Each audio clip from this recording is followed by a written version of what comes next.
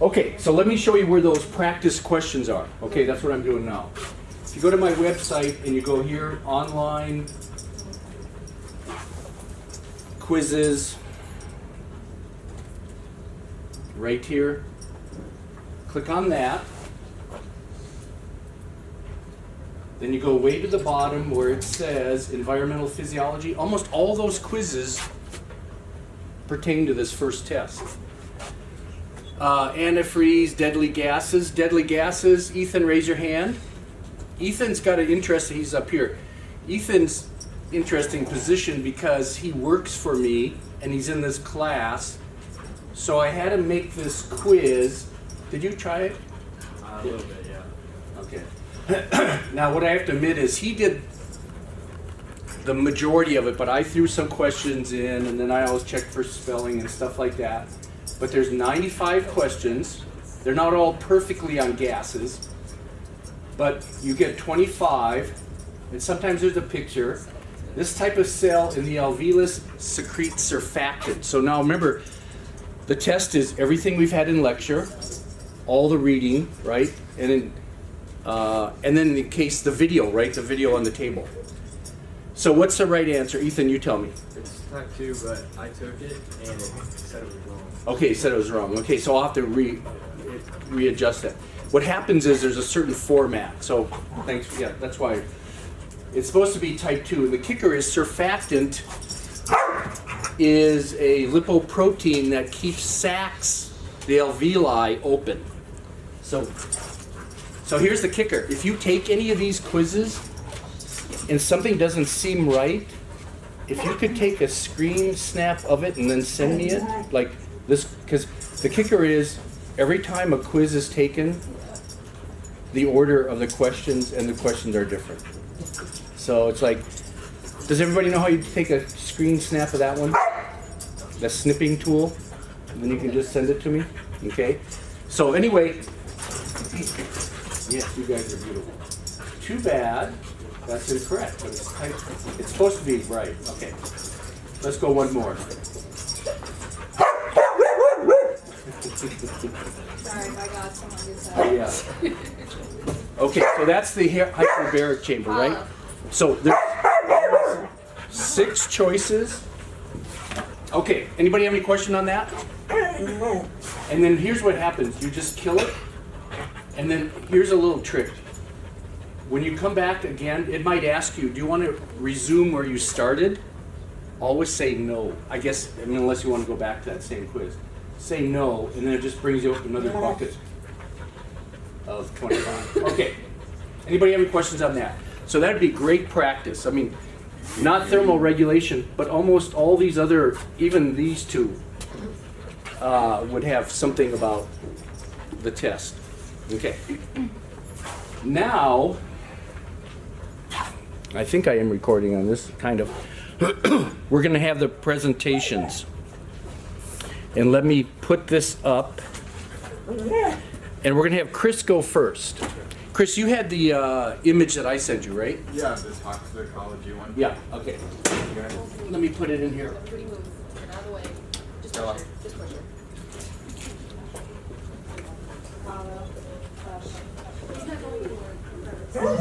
Hold on 1 second, buddy. And we'll find it. I was going to see. You can find out what movie. The bottom one. Okay. Let's see. Chris, this is the pointer. Okay, so take it away, Chris. Okay, so the image I have is on toxicology and on different types of effects that you have when toxins are mixed. So the first one is additive effects, and the example that it gives is 1 + 1 = 2. That means basically they both have detrimental effects that are relatively different, and when you have both of them in your body, then they both still cause their normal effect, and so you're getting the bad value from both of them, and that means they don't interact with each other. Synergistic effects starts happening when you have one affects how the other one affects. So with the toxicokinetic interactions, those occur when something that normally wouldn't harm you causes something that does harm you to harm you even more. And so examples of that include something that could make like membranes more permeable so that a toxin can more easily get across the body. So normally that thing that makes your membranes more permeable wouldn't be dangerous to you, but because if there's a toxin involved, it can make the toxic even more dangerous. You're doing an excellent job, by the way. I'm pretty much impressed with what you've done so far. Toxodynamic interactions, those are when things combine and even have like a multiplicative effect. So it's different from additive effects, whereas they don't interact, they each just cause their own thing. Multiplicative effects occur when two things that are harmful make each other even more harmful than they were originally. And so an example that isn't necessarily toxins that you could think of would be like the AIDS virus. It's dangerous in that it like will kill your immune cells, but it alone doesn't kill you. And then like let's say like a cold virus is something that's dangerous and it normally wouldn't kill you. You combine those two in your body, the AIDS virus wipes out your white blood cells, and then a cold virus comes through and it can destroy you. So there's an example of both becoming more dangerous when they're paired together. Antagonistic effects are when they're in opposition. So like let's say one toxin is a blood thinner and the other one actually causes your blood to coagulate. They would work in opposition to each other, and they would get rid of the effect of the other one to some degree. So. Wow. I like Anybody have any toxicology. questions? That was great. Anybody have any questions for Chris? I just, and here's the other thing. I'm going to put this on my website someplace, but this slide I sent him, but it's one slide of about 50 that has like a wonderful introduction to toxicology. It's like, if you don't know anything about toxicology, you could read. Sorry, there's people screaming through the. Oh, that's okay. That's okay. Hush. That's fine. Okay. So anyway, Chris, thank you. Perfect. Perfect. It's okay. It's not every day they hear. Okay. Got it, Abby? I don't need it. Okay, that's fine. Take it away, Abby. Alright, mine was over mycotoxins, and the definition of mycotoxins is secondary metabolites produced by microfungi or molds that are capable of causing diseases and death in animals and crops and also humans. Mycotoxins became known in 1962 when there was over 100,000 turkeys that became dead due to eating peanuts that were moldy. And then actually derivatives of mycotoxins are actually used for good, with being in antibiotics, growth promotants, and even as chemical warfare. And then how you get exposed to mycotoxins is through getting inhaled, through skin contact, and through digestion. The toxic effects of mycotoxins through animal and human health is referred to as mycotoxosis. And this all depends on the severity of the toxicity, the extent of exposure, the age and health of each individual and animal. The most important mycotoxins are what is on the screen: aflatoxin, citrinin, ergot, fuminosin, ochratoxin. These are These are tongue twisters. Once you use your Petalin. pointer, laser pointer, to say in this one and this one, yeah. Then I don't know how to do it. There you Aha! Petalin, trichothecesins, and zearalenone. go. Zearalenone. I know how to pronounce that last one. That's about it. But zearalenone is that one, yeah. Okay. And then I picked a few that were most known to the public. The first one is aflatoxin, and that is extremely toxic. Just a small dose can kill you. And it's actually carcinogenic and it suppresses the immune system, so you really have no defense against it. And then the trichothecesins it depresses the immunity and causes nausea and vomiting. And then its common name is toxic black mold, which grows in grains. Okay, questions for Abby?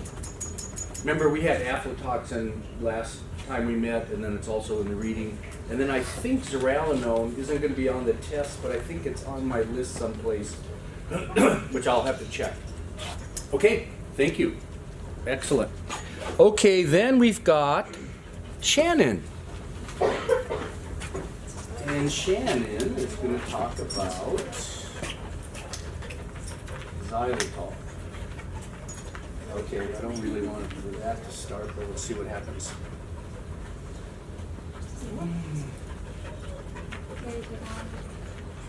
Sometimes you click on something and I don't really want this, but okay, let me see. Okay. Let's see. I guess what we'll do, that shows up pretty good. Okay. Shannon, that green little thing right there. Alright guys, so I had xylitol, which you guys probably don't know it as xylitol, but it's actually just an artificial sweetener that they use. They're actually starting to use it more in a lot of human products just because it's cheaper and actually easier to get because they can make it out of corn, wheat, stuff like that.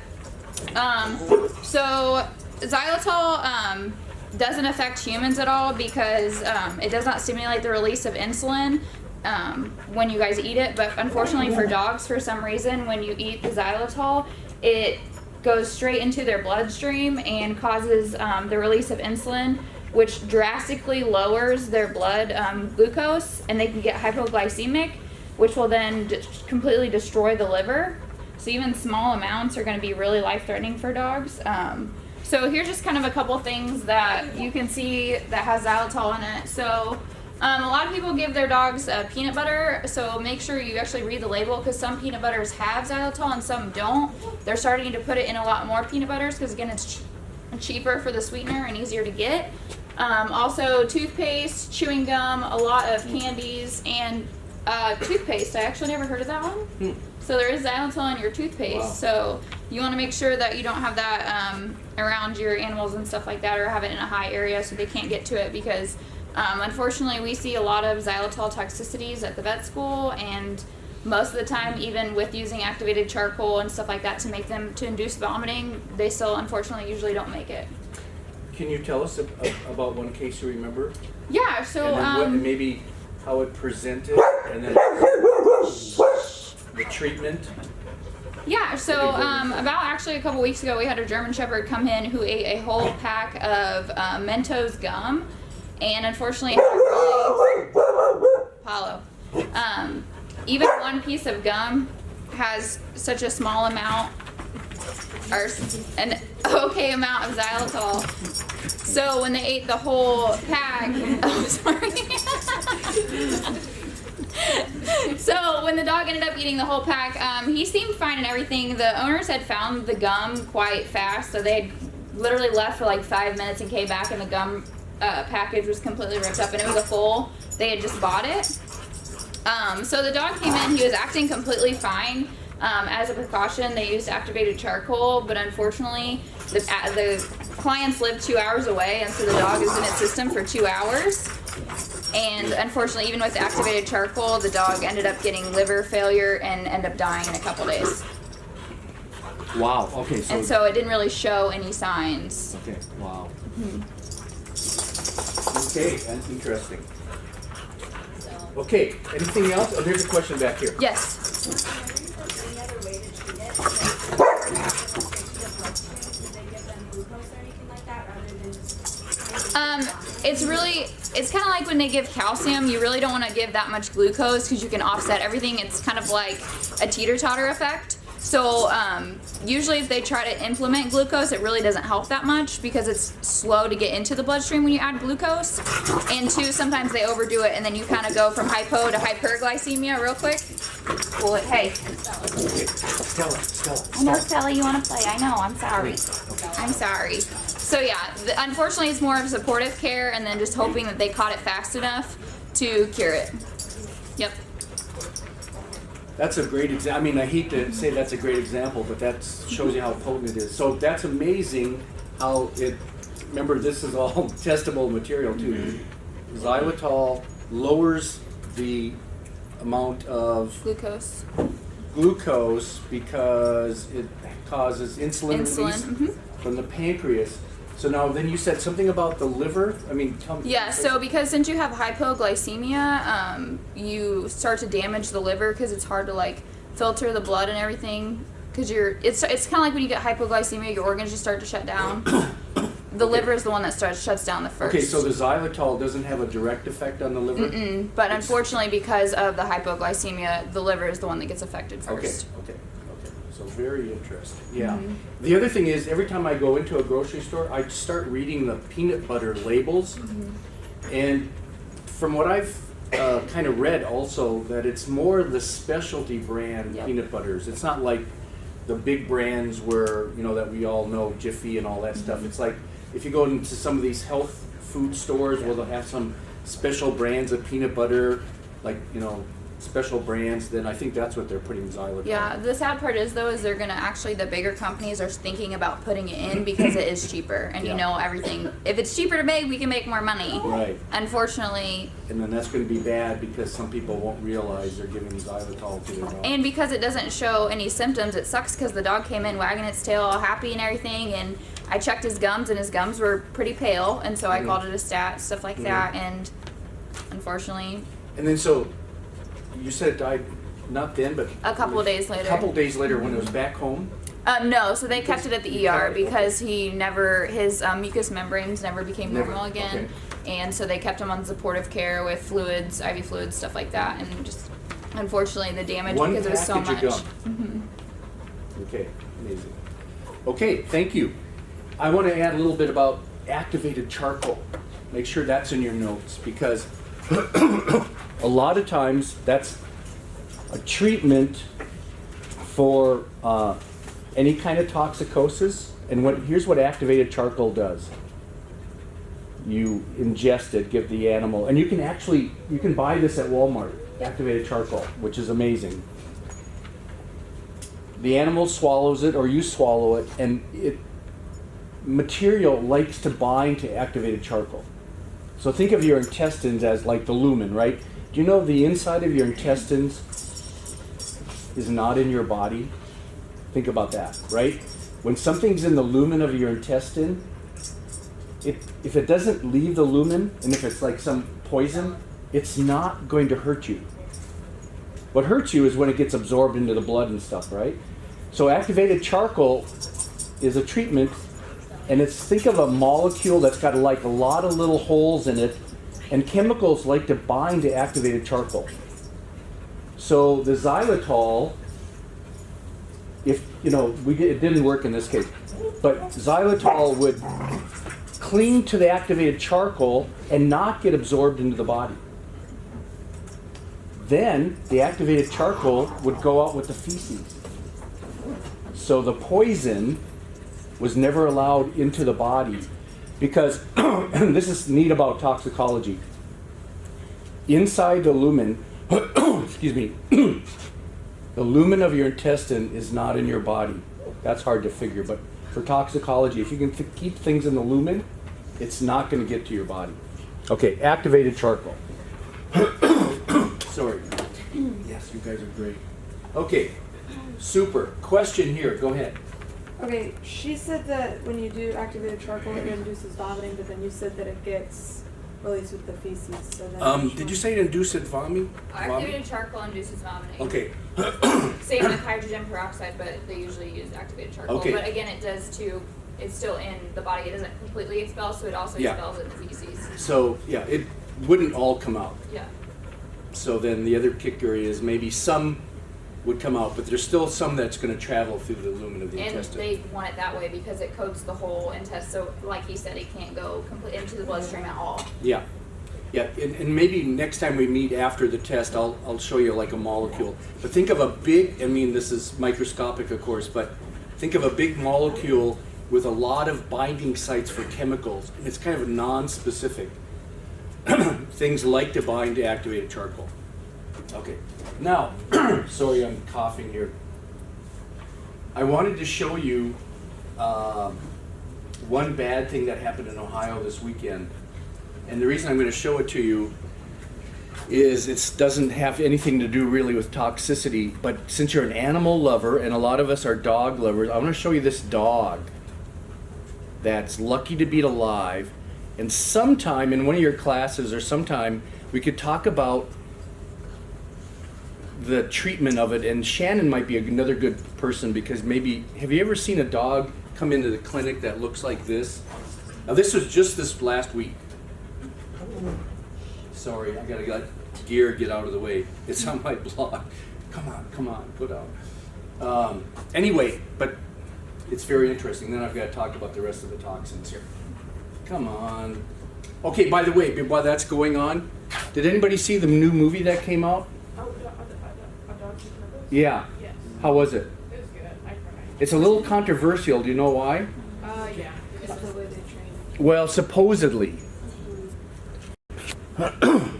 When you take things out of context, Yeah. you might. I used to work with a lot of dairy cows. I bet you could take a little movie of me and say I was being mean to dairy cows or dogs or whatever. I just, have a little trouble. Here it is. What would you do with a dog like this?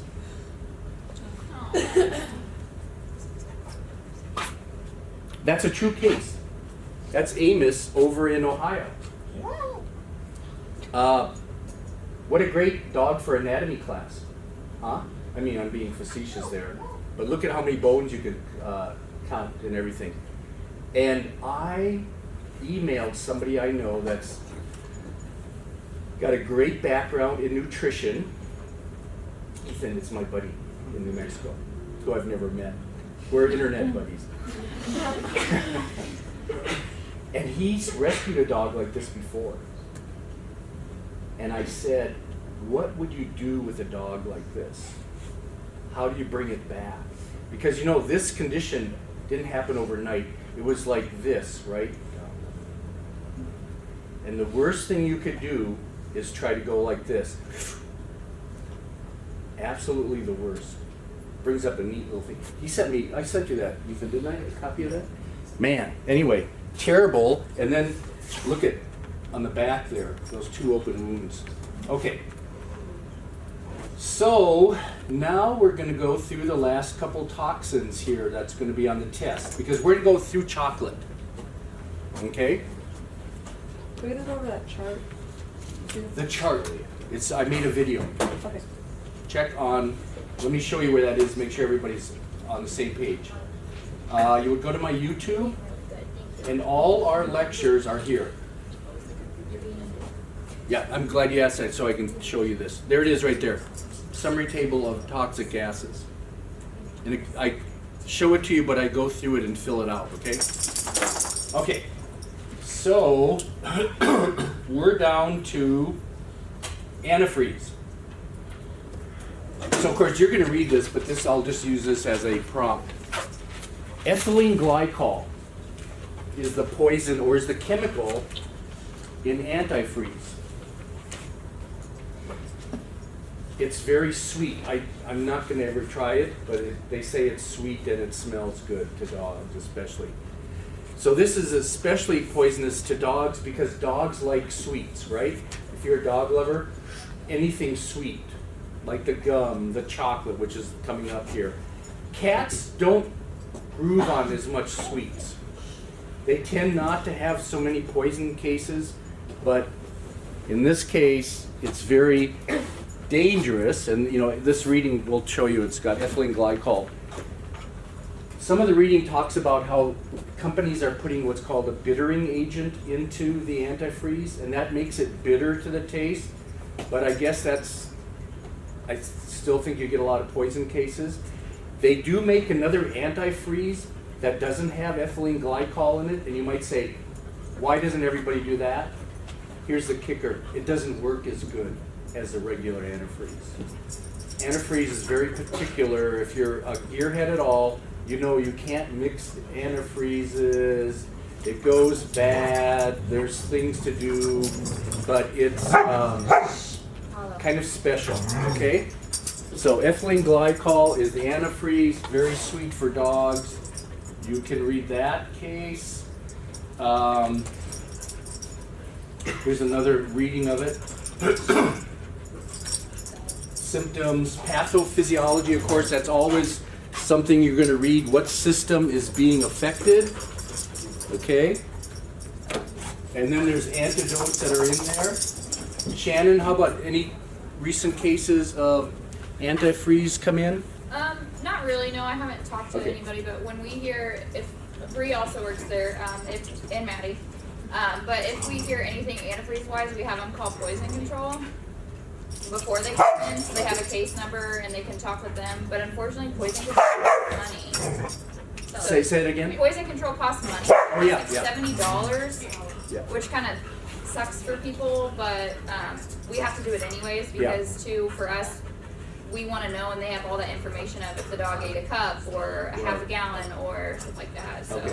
but we haven't really had any, at least none that I've talked to. So. Okay.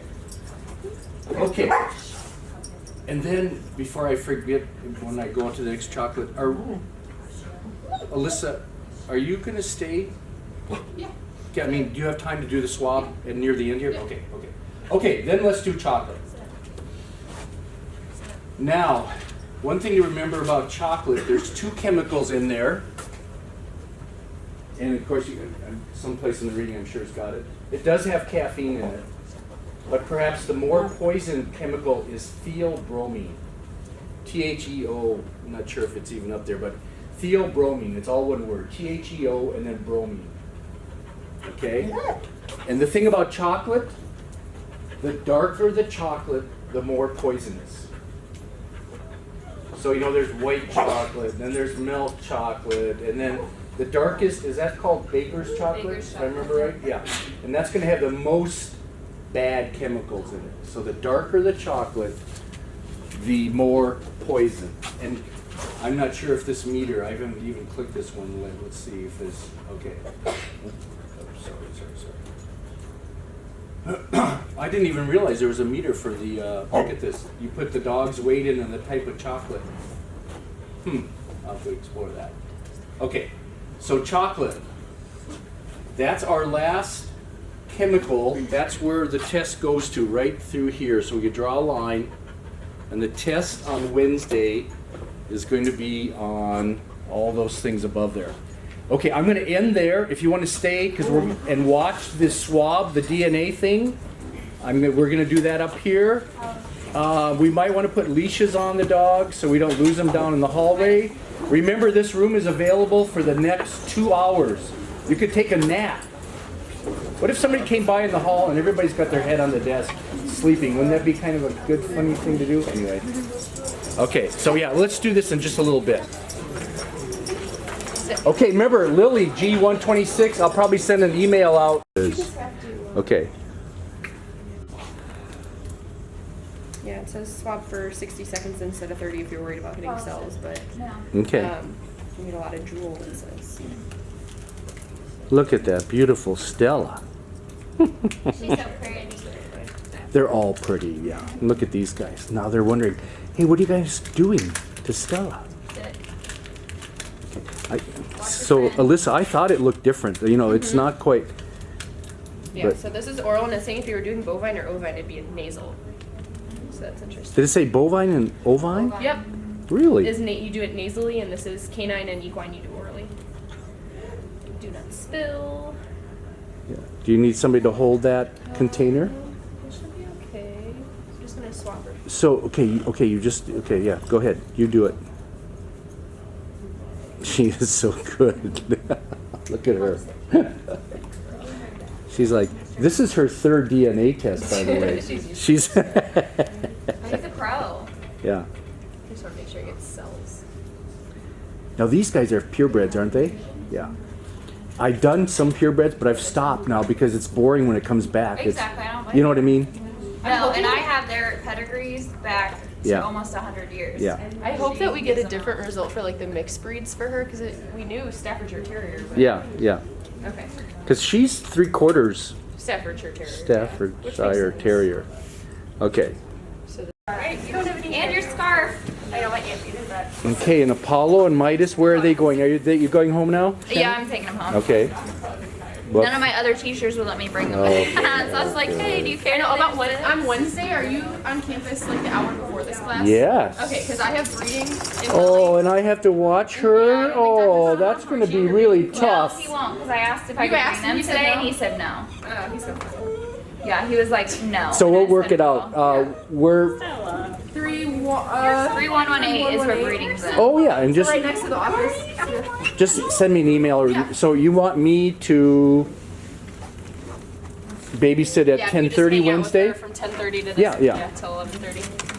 I can't get over her scarf. I really can't. I know, my aunt was like, she bought like long enough pieces of felt for all the other ones, and she like tied this one, and all the other ones are just like normal scarves. And I was like, this is so cute. I need to get you a scarf. It's just You a got piece of enough felt hair, that she though. tied. That don't need is no neat. scarf. That is a scarf, isn't it? Okay.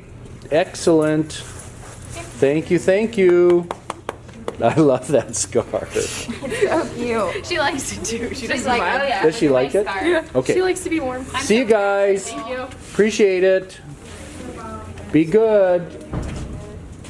Where are you going? Do you Bye, want me to puppies. ride in my car and I'll take you to Discovery. Yeah. Okay. I'm in the parking garage. Bye, Robin. Bye. Bye, Stella. Bye, Apollo. Bye, Midas. I gotta start putting this on the front of me. Be now. good. This works a lot better. Oh yeah. Hey, Martha, how are you? Oh, I know. Can I get tips? Well, we can start slowly talking about Cinder. How old is Cinder? 2.5 years. 2.5 years. And are we saying purebred Siberian Husky? Yep. Okay. And they're famous for being a sled dog, right? Correct. Okay. And did you get Cinder from a puppy or rescue or what? I got her from a breeder. Okay, breeder. Okay.